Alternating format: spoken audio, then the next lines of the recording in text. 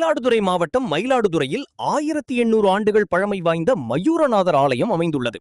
அம்பாள் மயில் வடிவில் பூஜித்த இந்த ஆலயத்தில் ஆனி மாத பௌர்ணமியை முன்னிட்டு மழை மற்றும் காடுகளில் விளையக்கூடிய 108 மூலிகை சாறு கொண்டு சிறப்பு அபிஷேகம் நடைபெற்றது.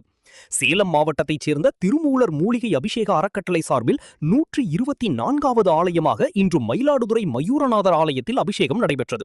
இதனை முன்னிட்டு 108 மூலிகை சாறுகள் குடத்தில் நிரப்பி வைக்கப்பட்டு மேளதாளங்கள் முழங்க ஊர்வலமாக எடுத்து வரப்பட்டு சுவாமி மற்றும் அம்பாளுக்கு சிறப்பு அபிஷேகங்களுக்கு பிறகு மூலிகை அபிஷேகம் செய்யப்பட்டது. மகா தீபாராதனை நடைபெற்றது. ஏராளமான பக்தர்கள் பங்கேற்று சுவாமி தரிசனம் செய்தனர்.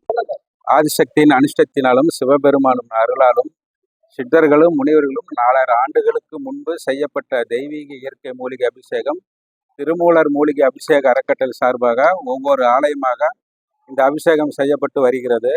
இந்த அபிஷேகம் இன்று மயிலாடுதுறையில் அமைந்திருக்கக்கூடிய மயூரிநாதர் ஆலயத்தில் 124வது கோவிலாக இந்த அபிஷேகம் செய்யப்பட்டு வருகிறது.